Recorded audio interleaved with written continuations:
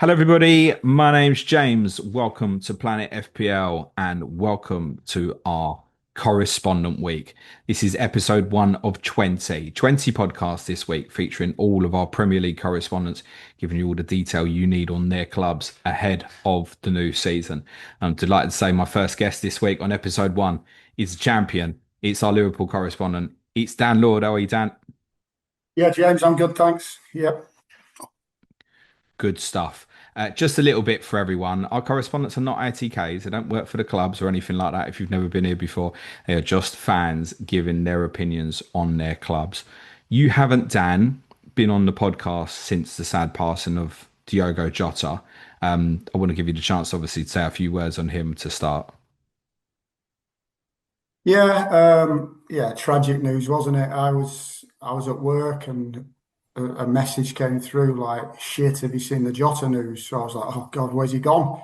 Kind of thing. Who's come in for him? And when I put it on, it was like, don't know, I felt a bit numb really. Just it's kind of unbelievable. In all the years I've supported Liverpool, I've never known a player to pass away like that, a current player and under obviously tragic circumstances. It's heartbreaking, really. And the football aside, it doesn't really matter, does it? You know, it doesn't mean anything compared to the loss. Like his wife has, his children, family, and close friends. It's just the football. It didn't even cross my mind. Oh, we're not going to have Jota or this, that, and the other. I just felt for everyone close by. Really, yeah, it's one of them things that will probably never happen again in my lifetime as a Liverpool fan. That it's a rare occasion, but yeah, really, really sad news. Yeah, devastating. Yeah, absolutely. How did you feel as a fan in terms of the way the club dealt with everything? I thought they were brilliant. I thought they did it really, really well. All of it from start to finish. I thought they handled it excellently. Yeah, I don't think I can have a bad No, word to absolute say. credit on the outside. I think they've got everything in terms of the tone, the timing, just everything spot on, letting some time breathe on certain things like the removal of his shirt number being used by others, etc. I think the club has dealt with a very difficult situation extremely well. Do you have concern for the players and what next and how much it will play? Or do you think the fact that they play these friendlies and I don't want to say move on, but begin to obviously deal with it and heal in their own ways? Yeah, and it'll affect different players in different ways, won't it? Those who are closer to him and those who probably are more sensitive in situations like that. So, I, no doubt it's going to affect some players, and whether that crosses over onto the pitch, I suppose we won't know until the season starts. But and even then, you won't know. It'll just be people surmising, or he's had a bad game. Is it because of this? I don't know how they're going to deal with it, but they have to. It's as simple as that. Well, they've got each other to do it with together. Essentially, they'll all be going through kind of similar emotions. Mm. Obviously, that start that you've got is quite challenging. What did you make of the fixtures?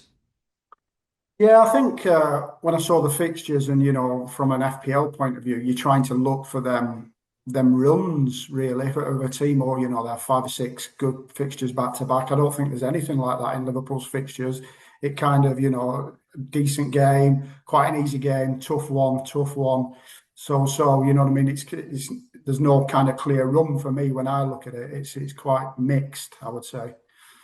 Yeah, I agree with that. I think it's a good run. A lot of us have highlighted potential, obviously, wild card and a roundabouts game week 13. And it gets really nice for you. You go to West Ham then Sunderland, Leeds follows that. That's kind of your real run. Obviously, Mo's going to go away not long after that as well, which will have a potential impact. I should say, like all of these Correspondent Week podcasts, we're obviously pre-recording. Dan's one is particularly early. We're actually pre-recording on Friday afternoon because Dan's looking forward to a holiday whilst you're listening to this podcast. At the time of recording, we believe official bid has gone in for Alexander Isak. I said on our podcast on Friday that I think this is going to happen. Is that how you feel, Dan? Yeah, I don't see how it doesn't at this stage. I think Liverpool have shown clear intention that they want him. Newcastle, quite rightly, have a price for him now. He's decided he wants to look at other clubs. And similar to what we've just done with Luis Diaz with Bayern Munich, we have a price in our head, and until that price is met, they're going to be stubborn and reluctant to let him go. Obviously, for Newcastle, it's a bit tricky because they need to get somebody in. So ideally, you would think they want someone signed and sealed before they let him go.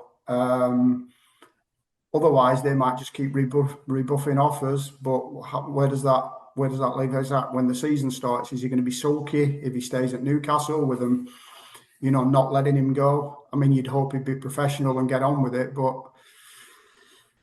it's difficult to say, isn't it? But my gut is it's got to happen now, I think.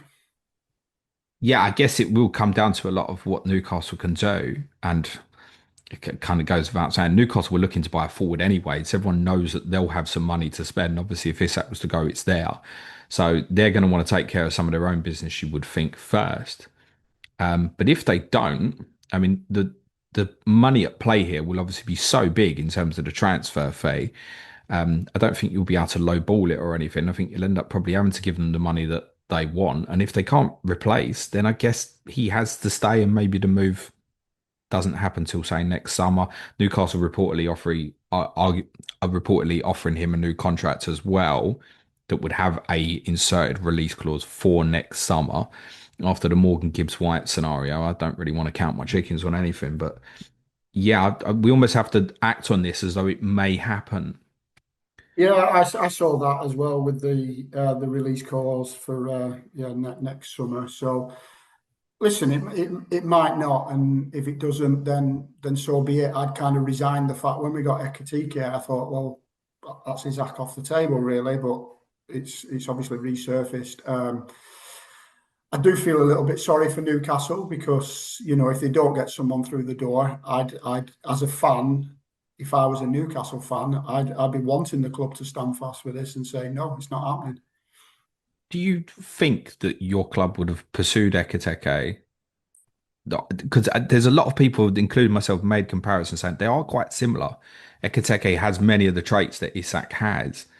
He does. When Ekitike happened, it was like, well, Isak will stay now then. And I was always suspicious about you going for Isak all through the summer. Once it happened, I went, okay, right, Isak's staying. Seems like Isak, in terms of his timing, also feels a bit weird. Not that we know what's going on behind the scenes. Maybe there's some promises been broken. We have no idea. But with Ekiteke, how do you think he'll be feeling at this moment? Do you think he Yeah, was it's a sold on the difficult idea one. that Isak would be coming as well? Yeah, I don't think it's a good feeling. Depends how the conversations had with the recruitment process, I suppose. If they said, "Look, we're bringing you in, however, we are going to still pursue another forward," if they've promised him, the number nine's yours, kind of thing, and then he's not going to be feeling good about it, is it? Because he's bumped down the pecking order straight away, isn't he? If Isak walks through the door. I mean, do we foresee a scenario here where it's Ekiteke and Isak changing between left wing and number nine and Mo on the right? Is that what this might end up looking like? Um, I think we'll probably see it on occasion, but I don't think it'll be a regular thing. If we did get both through the door, even if we didn't, um, we know that both players like to drift left anyway, naturally. Um, I think I don't think it would if we were to get them both, I don't think we'd regularly see the two of them starting with one of them out left. There might be a case to say that Ekitike plays as a 10, a right-sided 10 with Wirtz in that formation. But out left as a 4-3-3, I can't see it happening really, not long term. Okay. That might raise the stocks of Cody Gakpo. We'll come on to him in a bit. Do you anticipate the club doing any other business in the summer? It feels like certainly centre back with Jarell Quance having gone to Leverkusen, you might be a little bit light in that position. Obviously, there's been long term links to Mark Gay of Crystal Palace. Yeah, that's a position I'd like to see them strengthening now. I think I'm quite happy with the rest of the squad letting Kwanzaa go. Like you say, it does leave us a bit short. Gomez has had his injury worries and problems, and Kanati, to be honest, he doesn't he doesn't go a full season without having his own problems. So that would leave us light. I can't really think. Stevenson's played a little bit pre-season, but he wouldn't be challenging for any starting places or even kind of in and out of the squad. I wouldn't have thought. So Just trying yeah, to it think is. hypothetically, if you did have a scenario where Canate and Gomez were unavailable, it would feel to me on the outside that you would probably be playing either Endo or Gravenberch still, Yeah, as it stood. exactly. Either of them two, probably Gravenberch, I would say. But Endo's played there for us a couple of times, but he's played there in his career a few times as well. Um, they could switch Verge to the right centre back and play Robertson left centre back. He's played there a little bit pre-season and he's done it for Scotland before in a three. So albeit, but yeah, it's a possibility that Robertson gets minutes in there, but that would move Verge to the right, which we don't see very often or haven't seen at Liverpool. Although No. he is right-footed, it wouldn't be a problem for him given how good he is. But that's an option, I suppose. Would you rather get a centre back than Isak? I know that's bizarre. Um, I mean, for the balance of the team, you'd have to say yes. I mean, I'd rather get Isak than Ekitike and then get a centre back. Oh, But bloody hell, Dan, you just now bought the that's poor already fella. through the door. That's off the table. Yeah, I do think we need one. Let's say we had an injury crisis like we did the year where we ended up playing Fabinho and Henderson centre backs for a good chunk of the season. I don't think we wouldn't get away with it now. I don't think we'd struggle. That's too destabilizing, isn't it? Because I think the most common thing would be, and we saw this particularly when we were chasing a few games, I think like Nottingham Forest away in January, where Gravenberch sort of slipped back into that position. That's fine when you're chasing a game, but when you're protecting a game, you don't want him playing there because it's also impacting your midfield as well, right? And arguably, maybe you want another number six as well. Yeah, I would say that the centre back, is more of a priority than a six. With a six, you've got Gravenberg, you've got Endo, Szoboszlai could play there, I suppose. Jones could probably do a job in there. From a in terms of kind of being able to receive the ball and turn us around and get us up the pitch, they'd be good at stuff like that. Jones obviously might struggle breaking play up and things like that. It's not his game. But it doesn't concern me too much, the six now. Tyler Morton, if worse comes to worse, could do a job in there for a period, I would have thought. But yeah, the centre back does worry me. Okay. Let's talk about Mo, king of FPL, highest ever returns last year. Any chance of him matching that, Dan? Because there is concern about the second half of his season from last year. Yeah, there is concern, and we say it every year. I'll not do it again. He'll not do it again, and he just keeps doing it, doesn't he? It's just like it's ridiculous. So I'd say write him off at your peril. Really, it's Mo in it at the end of the day, and now if even if Isak doesn't come in, you've got the likes of Wirtz and Ekitike who are probably going to free him up a little bit more because you've got to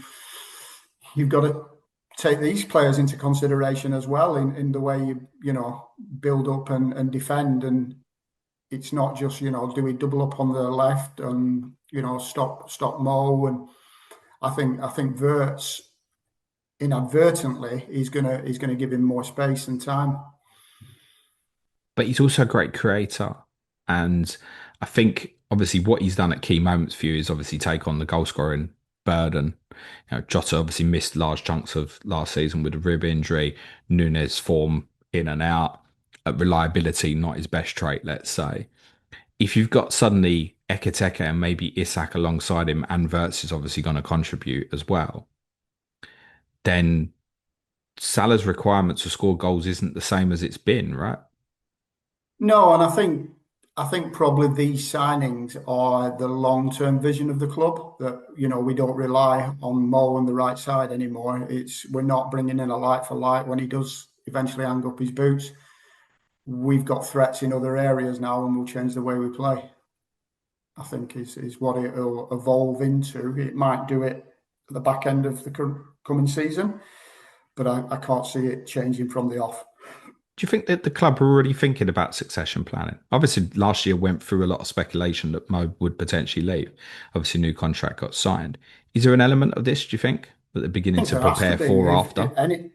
any serious business or football club or any sports club would need to plan for the future, and Salah's not getting any younger, and the guys they're bringing in are early 20s, early to mid 20s. So I think it's definitely looking to the future.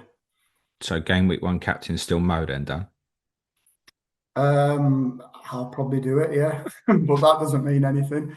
I mean, he's a viable option, and it's a home match Friday night, new season, at Anfield against not the same Bournemouth from a defensive point of view. They've lost two key players with Zabon is still rumours with Looks like he's PSG. going. So if he goes as well, yeah, and not the same keeper either. So it's going to take them time to gel, I would have thought. Yeah, I've tried taking Mo Salah on first game of the season on a Friday night at Anfield before, and I'd suggest it's Please. probably yeah, it didn't go so well. Although it would have been helped somewhat if my treble Liverpool defence hadn't conceded a goal to Timu Puki, I might have survived it a little bit better. Yeah, look, take Mo on game week one at your own peril, I think is the advice. Although I'm possibly still going to do that, Dan.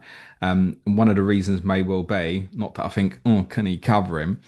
But I certainly think Florian Wirtz at 8.5 can contribute. What's your thoughts on him so far? I mean, as a player, I think he's one of the best in his position. Very few players like him at the moment, I would say. He's technically unbelievable, really fast over a couple of yards, excellent at finding them pockets, just between the defense and the defending midfielders. And for a kind of skinniest bloke, he's quite elusive. He can get away from people, even though he's not big and strong. Either foot, I mean, everyone's seen him play. There's only superlatives for him. I think he's unbelievable. The only player I can liken him to from recent years, I think he's got a touch of Ozil in him. What, lazy? Say again. Lazy? No, well, no, and apparently he's not lazy either. He puts a shift in as well, even though he's an attacking player, isn't he? He's a cam really, but he's creative. He's both-footed. He can finish. He can dribble. Yeah, it's going to be really exciting. I think he's going to be a really good player to watch this year. Do you perceive him operating exclusively in a central area? Or could he operate, say, off as a left-sided forward, for example? I don't think he will operate as a left-sided forward. Uh, if you see his touch maps from previous seasons, which I've had a look at, it's dotted around the entire kind of last third of the pitch, right, left, centre. He pops up all over the place. Um, it could be done, but I think with a player like that, he's got to be more central. I think, and there's talk of him even having almost a free role a little bit, and not having a strict, rigid kind of your right-sided 10 or left-sided 10. He could just float. Is there any danger that he doesn't start game week one in terms of easing him in? No, I'd be confident he starts, I think. But there is a danger, obviously. Um, at this stage, I think he probably will start. But, you know, let's see what happens against Bilbao on Monday. And then obviously there's the Community Shield. That'll give us a better indication, won't it? The Community Shield, they generally pick as strong as they're going to go, really. Yeah, I think there's a feeling around some Liverpool players that they might be eased in. I don't think he'll be one of them. My viewpoint is as well, if you're easing them into game week one, you possibly easing them until September, considering Newcastle away and Arsenal at home, obviously following that as well. So Yeah, I'd be very surprised at this stage if he didn't start game week 1. I'm very keen on having him down. He's very much on my shortlist. I'd certainly want someone around his bracket price. You've got the Manchester United players at a similar price as well. With your start, and if I want to take Mo on, I wonder if I'm being influenced by that. Am I drawn to Wirtz because I'm possibly taking Mo Salah on? Because he can't cover him, can he? And no, I don't think he'll cover him. But I mean, we know the Bundesliga is not the Premier League, and people have come and flopped. What did he get last season? 31 goal contributions in 45 games. Um, and the season before was decent as well. What was that? 23 in 46 games. So he'll always be in and around the goals because of the type of player he is. Um, Whether that can translate to the Premier League from day one remains to be seen. I'm always a bit reluctant of putting players in who've come from a different league. Give them time to settle first. The odd one might hit the ground running, but often it does take a little bit of time, doesn't it? But when you're as good as he is, why not? Yeah, I mean, I've described him as a needle mover, and I think your club has shown in the past with the likes of Alisson and Van Dijk that if they think got someone who's going to be kind of best in class, if you will, they'll go and do it. That may be the case of what happens next with Isak, possibly as well. When Ekitike was confirmed, did you think, right, well, that's going to be my number 9 now next season? Um, I mean, I'd resigned to the fact that that's probably the way they were going. When you Um, say resigned, why resigned? well, I.e., what? because Because you couldn't get Isak. yeah, because Isak was off the table and then suddenly it wasn't. So yeah, I think if it doesn't happen, he'll end up being the nine. I think, but he's not your typical nine in terms of the way he plays. He's very. I mean, for a big man, you'd expect him, hold up the ball, lay it off, and bring others into play. No, he's a dribbler. He likes to turn and run at players from the left, from the right. Good close control, really fast. Um, he's not a nine. He's not a Nunes. He's he's more of a support striker than a centre forward. You would say, a bit Firmino-esque. Yeah, I know what you mean. Like, I think he likes to field a game. Like, if he Yes, if he's not involved for 10, 15 minutes, he'll want to get he'll involved. come Yeah, deeper and I deeper to understand. get the ball. Yeah. I feel sorry for him a little bit. Like, if the Isak deal doesn't happen, you saying like, oh, you resigned, didn't get getting Ekiteke because you're not getting Isak. It's not. I understand how you feel that way, and there'll be other Liverpool fans who feel that way. It's putting an awful lot of pressure on him, isn't it? But I guess the price tag that you've paid is going to do that anyway, isn't it? Yeah, and he seems a confident lad in terms of that. I don't think that'd put him off. Even if Isak came in, he seems like the kind of player who's like, "Yeah, you're good, but I'm better. I'm going to push you out." He comes across as he believes in himself a lot. It's also worth saying with Isak, many of us question this all the time. Can he play like 60 games a season?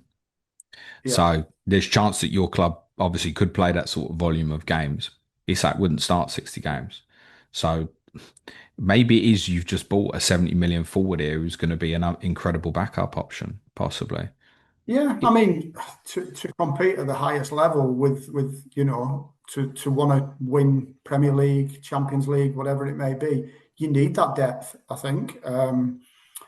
And we've never really been used to it. We've always had like a really good player in a certain position, and then the backup's been like a competent kind of replacement if need be. But now we're looking at two good players in pretty much every position across the pitch. You think of Alisson and Mamadashvili. You've got Robertson still. He's not dead and buried, and Kerkez is there. Bradley and Frimpong. It's the centre backs that worry me. But across the midfield, you've got Boschlein, McAllister, Wirtz, Jones, Elliott if he stays. And then you've got Gakpo on the left and Mo on the right, and the strikers. I think they've got a lot of depth around. For Ekiteke and fantasy, At time recording, ownership under 5%, which considering Liverpool just bought forward for 70 odd million is quite remarkable. If we're sitting here after the Community Shield and it's confirmed Isak signed a new deal, he's going to stay, and you're confident Ekitike would start game one against Bournemouth, are you tempted? No, because I want to see him first. I want to see him play properly first. I don't worry so much with Wirtz because I think he's actually that good that you can just drop him in any team and he'll be the best player on the pitch. Whereas Ekitike, I've not seen enough of him to know. Obviously, I've seen highlight reels and little bits of him in and out of games, but to actually see if he can just hit the ground running, I'm not sure. Interesting though, isn't it? If you're sitting there with a scenario where Ekitike is playing nine and Wirtz is just behind, for example, and that's how it looks like it's going to be, they're the same price. Why would you not go for the nine? And Ekitike is not on my radar at the moment, but that's because there's an assumption that something else is going to happen. But I suppose if it came to it and it's like, right, it's Ekitike versus Wirtz at the same price, should we overlook the guy that might play up front? I don't know the answer to that. Doesn't feel right. No, but I think if he holds down a starting berth and does become the number nine, then it's definitely a conversation, isn't it? Who's the best left winger at the club now? Gakpo. Is he nailed, Dan? Well, I would say he was better than Diaz as a left winger, even though I thought Diaz was brilliant. But I don't think there's going to be such thing as nailed in Liverpool this season, other than Van Dijk and I don't know, maybe Gravenberg and Mo. Other than that, I think there's going to be a lot of rotation. I think there's going to be a lot of managers picking Frimpong when I think Bradley will start a lot of games. I don't think Robertson's going to give that left back berth up that easy either. I think there's going to be rotation there. So I think picking some of these players will be at your own risk, I think. Come back on some of them defensive ones. I think if people knew Cody Gakpo was going to play 80% of Liverpool's games left wing, 7.5, you'd be very tempted. Yeah, it is tempting for sure. I think I can't imagine he won't start game week one. And if he plays like he did last season, he'll probably hold down that spot. His record also strong at home, isn't it? It will It play on was last people's season, minds at the yeah, start. yeah, Yeah, that's quite reassuring to hear you say basically you'd be very surprised if he didn't start game week one at the moment. yeah. I would. See, again, I'm just thinking, even if Isak did go through, you'd have to even debate if he would start game week one. I said on Friday's podcast, I don't think it'd be an option wherever he is for game week one at the moment because the uncertainty, we do know he's carrying a bit of an injury. Gakpo does feel like a player that if you put him in, it might be quite streaky, but you might need to be prepared to come off it. Would that be fair? Yeah, I think it might be that kind of scenario with Gakpo that it might not be long term. It might be just pick him up for 5 or 6 games or whatever if you see a good run or if he's in form. But I don't think he's a season hold because he's not guaranteed, is it? So I think Mo's probably going to go in for you. You sound Probably. quite convinced on Wirtz. Is he likely to go in as well? I don't think so at the moment. I don't know. I've not given it enough thought. I want to see a little bit more of him and how we're setting up. Are we going 4-2-3-1? Are we going 4-3-3? Are we going 4-1-4-1? Which is looking more likely at the moment. I suppose the changing positions a little bit on and off the ball. Um, yeah, I'm not going for Wirtz to start off with. Okay. Thanks, Dan. I'm not chalking it off, mate. I'll do my own thing always. Of course you Um, will.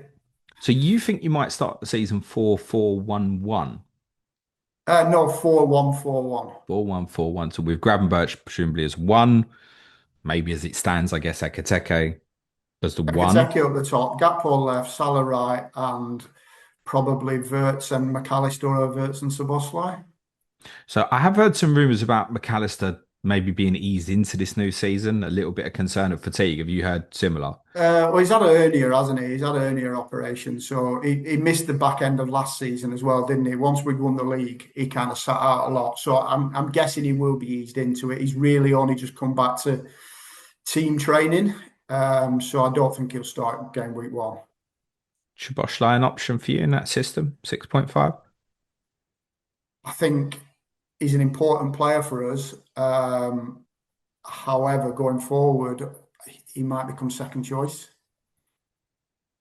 Okay, so you think McAllister, Gravenberch, and Wirtz probably But the ideal three, if you will. it might be opposition specific. I think Yeah. if we're expected to have more possession and be the dominant team, then I think Szoboszlai doesn't play, and you have the more attack-minded ones. But he eats so much ground, Szoboszlai. He's really good off the ball. He's pressing back and forward across the pitch. He covers every blade of grass, and you'll not get that from Wirtz, I wouldn't have thought. Obviously, stylistically, you would have moved Trent into midfield quite a lot from right back sort of over the last 18 months or so. I'm guessing with your fullback makeup of what you've invested in now and what you previously have in Robertson and Bradley, that's now unlikely, is it? Or can we still foresee that happening? I would say it's unlikely. I think it'd be more likely to see Gravenberg drop into a three and push the wing backs right on and maybe bring Salah more central in certain parts of the game. I can see that more likely than pushing the full backs inverted. Yeah, I think with the makeup of what you've got in terms of fullbacks, it's all push on. Robertson, not quite in terms of the legs of what he was, but I think you're right to acknowledge he's still going to get plenty of minutes. Yes, there is much of a theory of you start with Gakpo, Salah as left wing, right wing, for example, and maybe even you could play Wirtz and Szoboszlai as two tens, similar to your setup at Manchester City when you won at the Etihad, and then you move the two wingers into central areas. And rather than building a box, you're almost building a rectangle through the team and then just pushing Yeah, the wing backs up higher. I thought before we got Ekitike that would be they'd probably want to play Wirtz as a false nine, dropping deep and creating the space for like you say Gakpo and Salah and pushing the fullbacks right on. I thought that was kind of the way they'd probably be going, but they might still do that, and Ekitike might find himself on the left and squeeze in with Salah on the other side. So that might happen. I think to start the season, I think they'll go with what's familiar and what they're used to. But then, you've got four new players in there that are not familiar with anything from a Liverpool perspective. So, do they try and change it up now? There's nothing in pre-season that showed that that's what they're going to do. But I think it'll evolve into that over the course of the season, particularly when Salah goes to AFCON. I think they'll try and play that way a little bit more. Well, at that point, I mean, we could even see things like diamonds, couldn't we? And two up front together with Verts behind someone when Mo's not around. If Mo's not around, there's obviously won't be for AFCON. Potentially looking at a completely different setup for a brief period. It's just interesting reflecting again on your fixtures. Like if you were to try something new system wise, it's almost like when try it because you don't want to try something for Bournemouth as bad and then what you continuing this for Newcastle away, Arsenal at home. Like Mm. suddenly you could be well behind the pack. Then there's Burnley. Everton is a tougher game for you than it would be for just your average team because of obviously what it brings in terms of the rivalry. Palace away, Chelsea away, United at home. Ironically, you've had more success at Old Trafford, I think, over recent years than in the home fixture. Brentford, Villa, like then it's Etihad, then it's Forest. It never opens up. You think there's the run of 3, 4 games. It's coming just before Salah goes to AFCON, ironically. And I'm not convinced that it will happen when Salah goes. It wouldn't surprise me if Frimpong plays right wing when Salah goes. I agree with that, by the way. I think that's a strong possibility. Talk to me about him and Kerkez. I think I don't really need to say much about Kerkez. Everyone's seen Kerkez, haven't they? And we know what kind of player he is. Very good player, very fast, very strong. very fit, up and down. He'll be a good signing for us. Frimpong, quite a bit different. Uh, you'd almost say he's a winger more than a. Well, he's certainly not a fullback. He's a wing back or a winger, isn't he? You had a right back who couldn't defend anyway, didn't you, Dan? Yeah, we're used to that. um, he's lightning quick, very direct, very good player, and one to get bums off seats, I think, as well with his blistering pace. Do you think he'll start game week 1? He kind of alluded to maybe not. No, I don't think he will. I think Bradley will start. Do you see Bradley as first choice at the moment? I'm loath to say it, but yeah, I do. Yeah, I think a lot of people will disagree, but I think I don't think Frimpong goes straight in.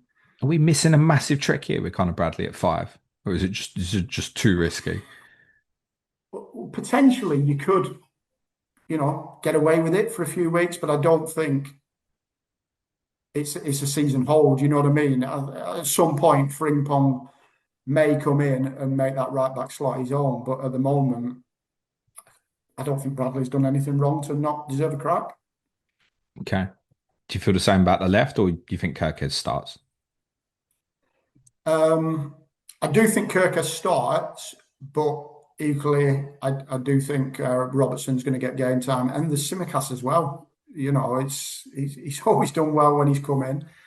Like I said earlier, I think I can see Robertson's role being a centre back more than a left full back, if I'm I, honest. s- I suppose with him as well, if Robertson plays, probably more comfortable than say it's maybe been for would be for Kerkez.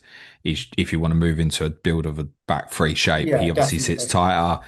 Frimpong up the right, or Bradley moves Salah tuck in to maybe make a two. There's different Yeah, ways of doing it.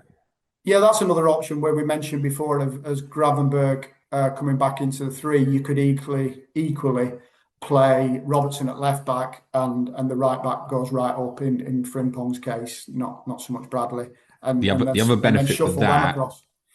is you're leaving Van Dijk as the central of the fray, which I think teams are wanting to do that. So like when midfielders are, we're seeing it more and more across the game, just globally. When midfielders are dropping in, I think people are trying to keep their most powerful defender, if you will, as at the centre of that. So like Tottenham are doing similar with sort of like Romero at the moment. However, it's building, trying to leave Romero as the centre of the fray. Liverpool, I think, would rather do that with Van Dijk because we know even it's been this way for a while now. Don't really want Van Dijk having to move out into the touchline areas to cover that channel. Whereas, say, for Kanate, it's very natural. And I Yeah, think Gravenberch building from left-sided centre back feels a bit uncomfortable. So it's more yeah, natural for him to go in between, actually. yeah. So with Robertson, that could work. But I don't doubt that Kerkez will be first choice. I certainly wouldn't say it's a definitive start of game week 1. I think there's a growing feeling about Bradley starting game week 1. It feels like my opinion on the fullbacks at the moment is probably to be reactive. So if like Bradley was suddenly out for a couple of months, okay, I'm very interested in Frimpong. It feels a bit like that at the moment. Yeah, Is it that how you does. see it? Yeah, no, exactly the same. I think it's you can't hold your hat on any of them, can you? I think there's going to be change there, isn't there? At some point during the season, and the opportunity arises, like you say, if someone gets injured, then you know you've got to run a games in that position. I think actually, I also, if something happened to Mo, you'd be thinking about Frimpong instantly. Yeah, I think he plays right wing. If something happens to Mo, I think he plays right wing. I think you're right. Yeah, what I'd seen of him at Leverkusen, he's way more offensive than he is defensive. Yeah, And certainly when Alonso's team had played a back three, yeah, him and I forget the name of the left wing back now. Grimaldo. Thank you very much. Certainly not German, Spanish sounding name. They're so high. Yeah, And who played in that system? Wirtz. yeah. So wouldn't be uncommon in terms of that relationship And at all. even for Holland, Frimpong's played right Right wing, wing, and yeah. Dumfries has been right back. So Well, those who played Euro Fantasy last year will know, yeah, pretty much right sided forward, yeah. Frimpong. It was a bit of a gamble. I'm going to say let people down though. But if you've got a 6 million defender playing right wing for Liverpool, I don't think there'll be too much to think about if that No. eventuality was to happen. I Is agree. this too much change, Dan? Interestingly, it's amazing. You sit back and you think about this time last year, and it was like, why aren't Liverpool doing anything? And the collective, obviously, the big enough change was obviously the managerial change. The collective stayed the same. It kicked on. It won the league. Now people are saying, is there too much change going on? The people just want to pick holes in something. Is that what this is? Well, yeah, maybe, but also, like you said, we can ease them in. They don't have to just come straight in, and that change can be gradual. Like I said, Frimpong, I don't think starts. It wouldn't surprise me if Robertson started the first game of the season. However, I think Kerkez will. It wouldn't surprise me if Ekitike didn't start, regardless of whether Isak comes in or not. I think Wirtz almost definitely starts. I'll be surprised if he doesn't. And they might just be eased in over the course of a couple of months anyway. And then the change is gradual, isn't it? Instead of just boom, there we go. Do some players need to leave? I think for their own benefit, some players will probably need to leave. I think the Wirtz signing puts Elliott down the pecking order even more than he already was.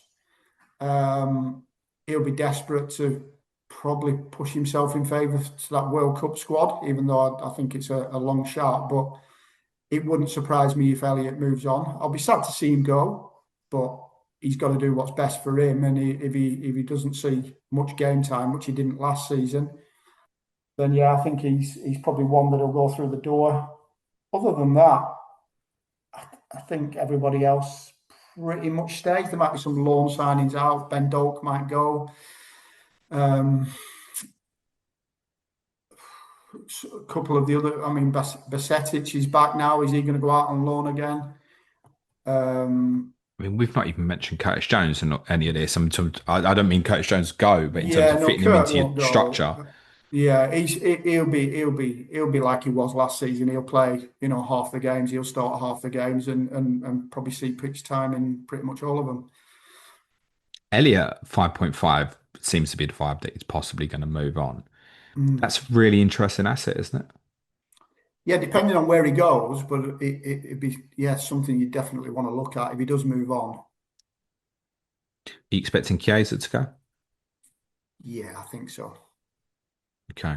Because obviously, as it stands, I guess if Mo was out, he would potentially cover at right wing, but he was just not likely to get a look in. Again, I think Frimpong comes in at right wing instead of Chiesa. I think so.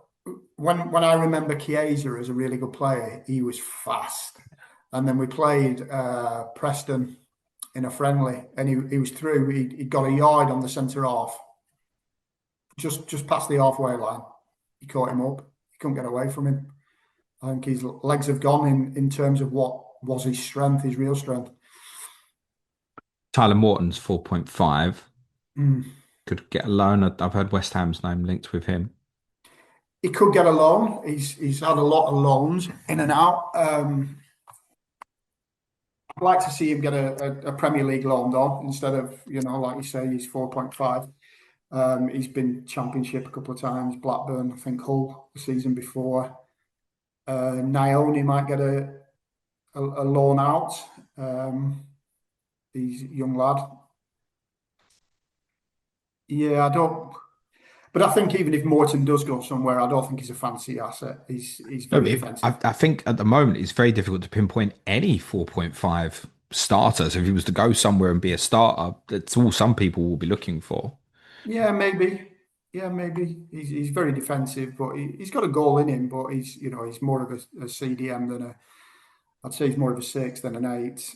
Um, yeah, maybe. It depends, doesn't it? What does he get into wherever he goes? Yeah, it depends on the where, doesn't it? I Yeah. guess.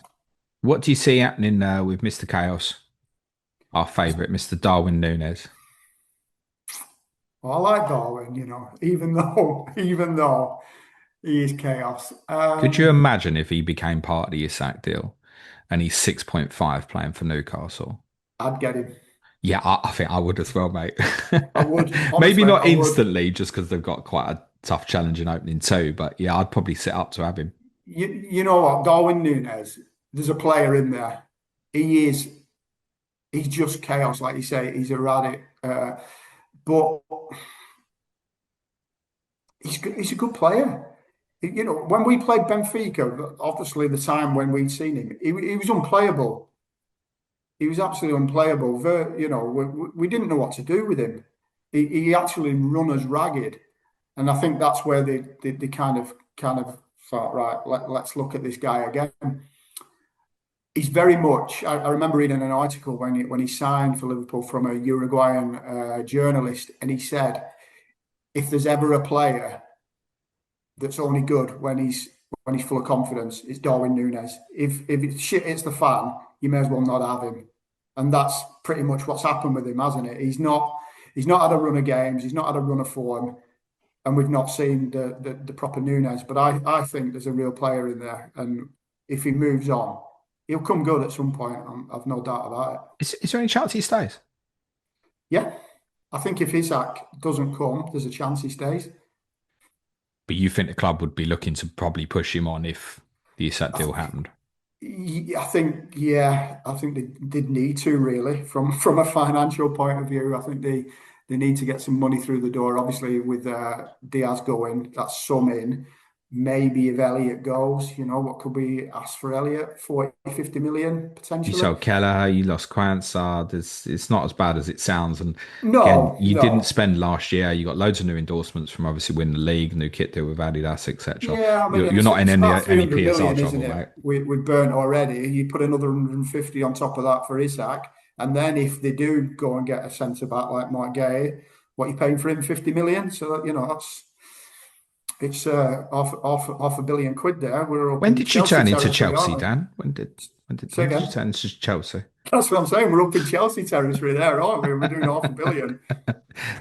They'll have to spend some more, won't they, out of jealousy?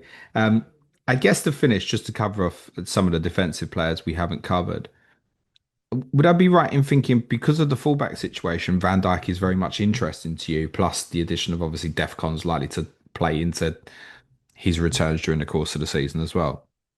Yeah, I think he's a guaranteed starter. The DEFCON helps him. There's a goal in him. And if Liverpool keep clean sheets, you don't have to worry about Trent grabbing all the points from them clean sheets, do you? And the play he gets out of them. So yeah, he's definitely interested now. And then if your likes of Frimpong do appear, you can do a sideways move, can't you? If you want to move Verge on to Frimpong playing right wing or something like that.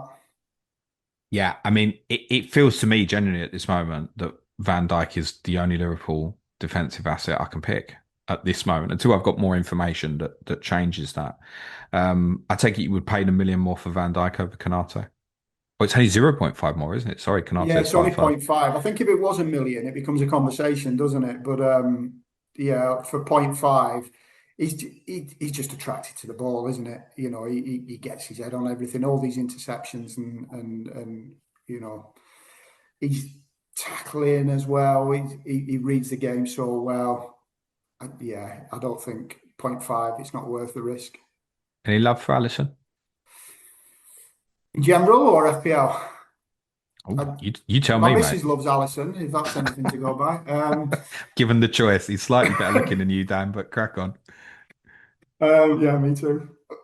Um, yeah, potentially. I just think you'd want to use, I would say it every year, you want to use a Liverpool slot elsewhere, I think. Yeah, I think for zero point 0.5 more Van Dijk versus Alisson, I don't think it's close. I don't think it's as long as Van Dijk stays fit and healthy. I think it has to be Van Dijk. So Salah's in for you. Van Dijk's probably in for you. Yeah. And there might be a third. That's how I'm reading Um, this. if Isak comes, he he will go in, maybe not for game week 1, but I'd have enough money so I could move it to that. Be such an outlay to put Salah and Isak both in. It's 26 million. Yeah. It's a lot. It is, and everyone plays the game a different way, don't they? People are looking at drafts without Salah, without Haaland, with one, with the other. Um, I don't know until I play around with it. the team, and it's all hypothetical because we don't know if he doesn't move to Liverpool, then it doesn't become an option from the start. I don't think Isak, that is. Wirtz is definitely interesting, but new players coming into a club, I always like to give them a little bit of time. But it wouldn't surprise me if he just started off on fire.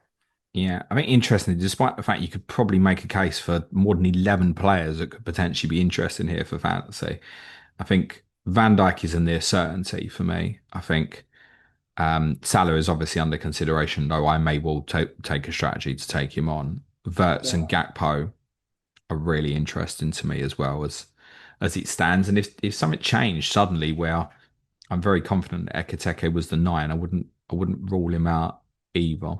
Dan, thank you so much, my friend. Anything else we want to cover or plug before we finish? No, I don't think so. That's pretty much everything, isn't it? You don't usually miss anything, do I try not to. Where do you think you finish you? this season? um,